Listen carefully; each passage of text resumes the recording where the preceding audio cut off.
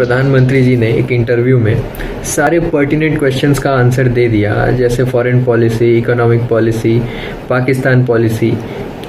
तो उनके हेटर्स के पास उनके क्रिटिसिज्म के लिए और कुछ बचा नहीं। अब वो ये कहने लगे कि मोदी जी ने इंटरव्यू सिर्फ अर्नब गोस्वामी को ही क्यों दिया। लो भाई, जलने वालों को जलने का बहाना चाहिए। इस सीरीज़ में सबसे पहला नाम कपिल सिब्बल जी का, कांग्रेस के बड़े नेता। इनका कल ये प्रश्न था कि प्रधानमंत्री जी ने एक चैनल को एक इंटरव्यू क्यों दिया, प्रेस कॉन्फ्रेंस कर लेते ताकि उनके पत्रकार उनसे क्वेश्चन पूछ लेते। एक मिनट, उनके पत्रकार यानी वो इनडायरेक्टली ये मानते हैं कि कांग्रेस के दल्ले पत्रकार मीडिया में भरे पड़े हैं। कहीं वो सागरिका घोष की तो बात नहीं कर रहे हैं। ये देखिए सागरिका जी का ट्वीट, एकदम चॉइस ऑफ वर्ड्स सेम है और उनका भी यही क्वेश्चन है कि प्रेस कॉन्फ्रेंस क्यों नहीं कर लेते, एक जर्नलिस्ट को क्यों फेवर कर रहे हो आप।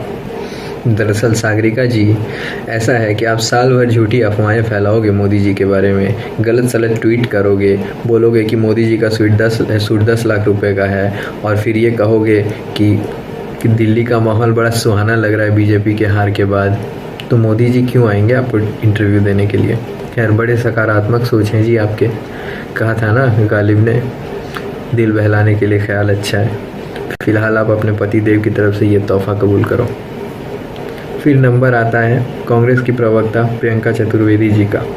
उनका कहना है कि अब तो ये साफ हो गया कि बीजेपी की ऑफिशियल चैनल टाइम्स नाउ है। और रही बात ऑफिशियल चैनल होने की, तो आपको तो अर्नब गोस्वामी को थैंक यू बोलना चाहिए।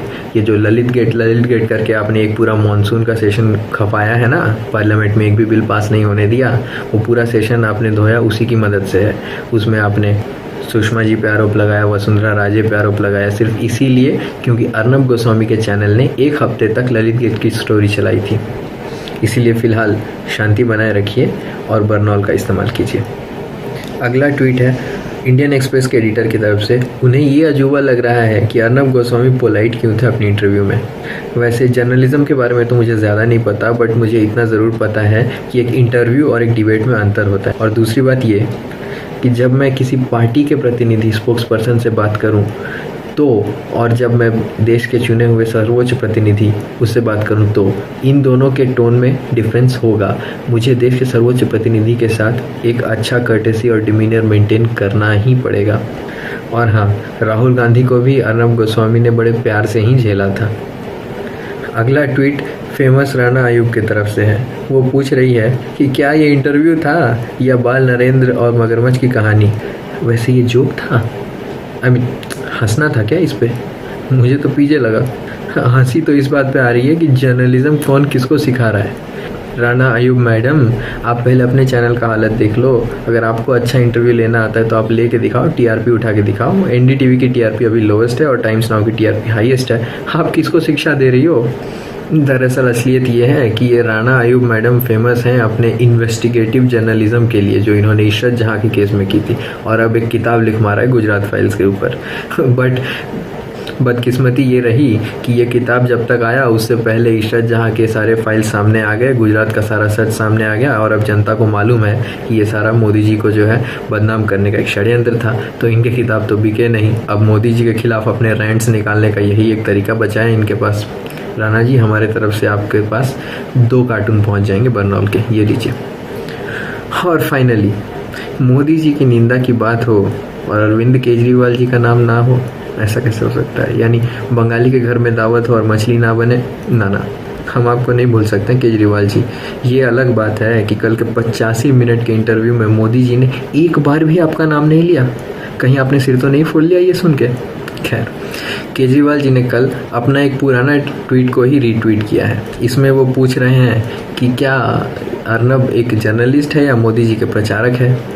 वेल, केजरीवाल जी, आपने भी अपने पिछले 3 इंटरव्यू बरखा दत्त को ही दिए हैं। तो क्या ये जो कनिष्का रावत पूछ रही है आपसे, ये सही है?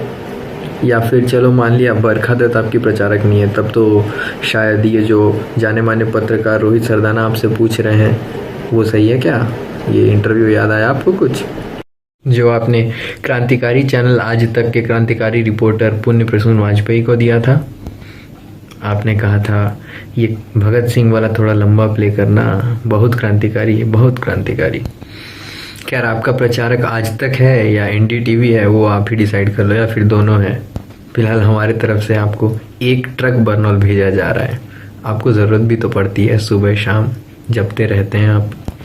खैर, ये था हमारा कलेक्शन उन सारे ट्वीट्स का जिन्होंने कोहराम मचाया हुआ है। इनके अलावा जिन्हें हम कवर करना भूल गए, उनके लिए भी हमारा सिर्फ एक ही प्रश्न है, ये जली जली जली जली बोल तेरी जली ना।